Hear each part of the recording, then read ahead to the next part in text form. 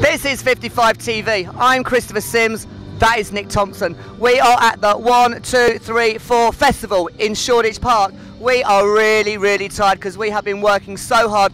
But just for you, we've come to a festival and we're going to work really hard all day, see some bands and do some interviews. Boo-hoo! You will not see me today, guaranteed, with these glasses off because I have got holes in my eyes because I feel so tired. Nick is wearing a bra and knickers and to a festival in the summertime and it's been raining. But hey, that's his fault and he always does that. This is Christopher Sims, that's Nick Thompson, this is 55 TV. We will be here all day.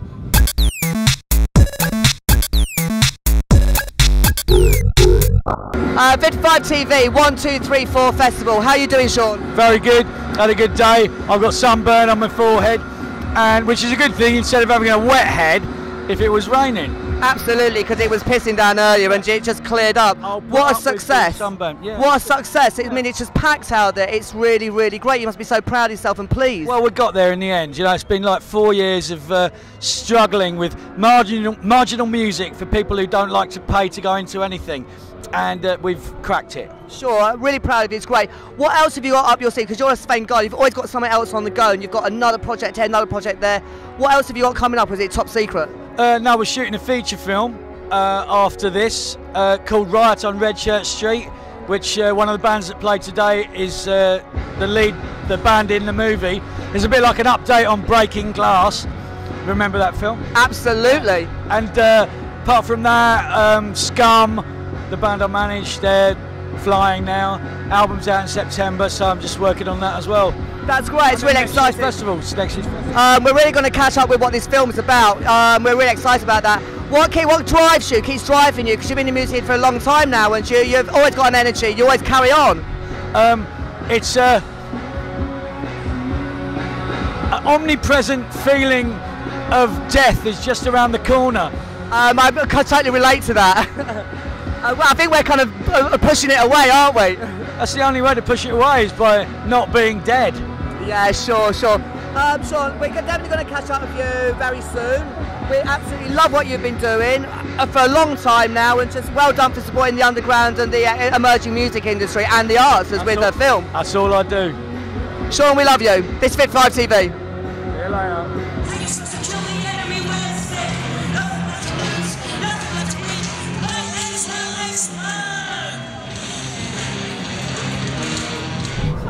This is 55 TV. We're at the 1, 2, 3, 4 festival and we just caught Advert off stage. They were amazing. I had to sit down on the grass and just take it all in. It like blew me away. How are you doing, guys? Really good, thanks. Bit hoarse, but thanks very much. Very kind. Tell me about the band, everything behind it at the moment.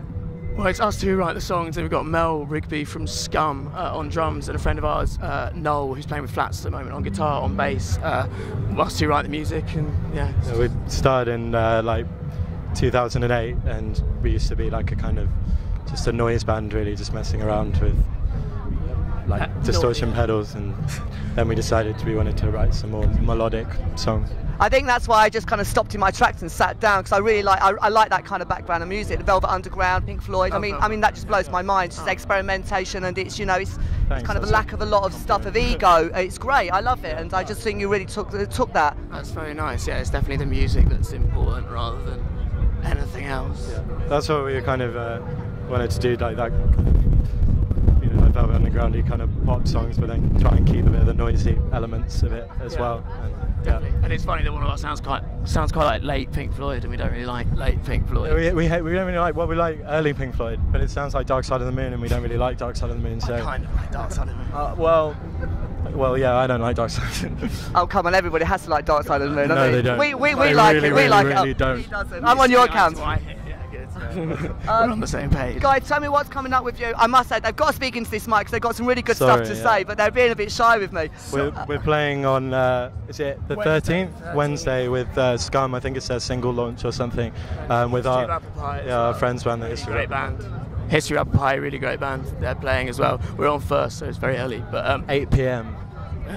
Other than that, we're just writing more and like gonna, release stuff. I guess, get in the studio. Right. So, who are your influencers? Glenn Branca's a big one. My Bloody Valentine. Sonic Youth. Anyone who does something really special with guitars, essentially. Really good, like guitar bands, like rock and roll. We like other music as well. We're very keen on Elliott Smith. Yeah, we're both like massive Elliott Smith So fans. he informs our vocal melodies a lot and that kind of thing. Yeah. The Beatles.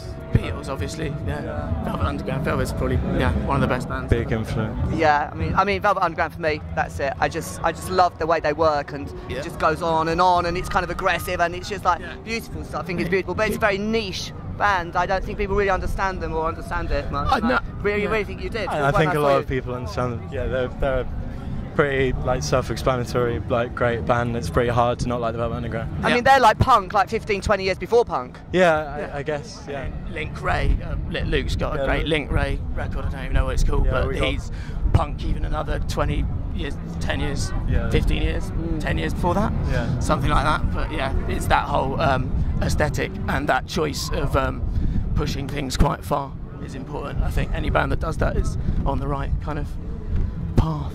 Good. We really like you guys. We saw you. We want to try and do something with you in the future, so we're going to get some details and we're going to do something. No, I like this voice. I think it's great. Sexy, croaky voice. A late night voice. Purposefully for the festival. Yeah. Good. That sounds good to me. Guys, this advert, we really like them. You got to check. We can't put the music online. We're interview channel, but go and check them down and see what they're playing. They're really, really good. Come guys, to Electroworks on the 13th. Thanks very much. This is it. 55 TV advert. Thanks a lot, guys.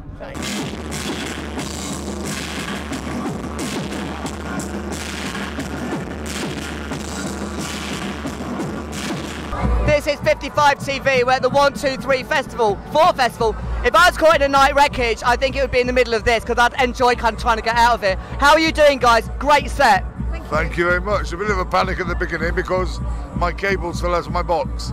Well, then maybe it was me. well, I saw that. I saw you go to the tambourine, get really excited. It went on his back. I steal David Cameron's tie, an original old Italian tie. I can tell you're a fan. Massive fan. I can't wait to see Rupert later. Good. Dave. You're an icon in electronic music. You know, you're kind of up there with the top of them. What still keeps you excited about the it top all? of what? Of music. Am I? You do music, don't you? No. Have you ever done it before in your life? You're very good for a new beginner. What keeps you excited? You're having great fun on stage there. What keeps you excited? You're having great fun on stage there. Oh, I always enjoy it because it's always chaotic, usually. And, Celine's always a trooper. Absolutely. Trooper. Celine, I know you from Theatreland and the theatre scene, experimental stuff. You are great. It was the first time I've seen you. Tell me a bit about the background on theatre and coming into the music, especially with Dave. I've listened to Erotic Cabaret and I wanted to find Dave Ball. I've worked with Mark Coleman in the past, but this was the man that I knew that would fuse like my old style with something new and inject something, but that everything brings magic to the table. And we've created a new sound, I think, which is all thanks to this genius. Well, of course. And we have great dancers on stage. I like keeping a bit of theatre in it and characters, and it's like a journey with music. Sure. Well, that's where I know you from. Tambourine playing. I think it's mostly down to my tambourine playing. Oh well, no, this is it. We're going to do a solo interview just about you and the tambourine play. About 20 minutes, yeah. That's good. It's great to see you guys. Really like the music. Love what you're putting together. I mean, you worked in theatre before with putting music, and we have more ideas that Celine and I have talked about, which is kind of like a sort of like Hogarthian idea. With the state of London, I mean, we're both Londoners. I'm not from London, but I live here. Lived here for 31 years, and the state of London is exactly the same as the state of London when William Hogarth was around. It's sort of like, Gin Lane is now Crack Lane, Crack Alley, Gin Lane. Yeah. So it's the same. It's the same in every fucking city, excuse my French. I mean, I lived in New York for a while. It's exactly the same. So it's that Hogarthian element that we're kind of trying to capture that, not glamorise the sleaze, as Mark always used to say, glamour and squalor, but Mark had a point.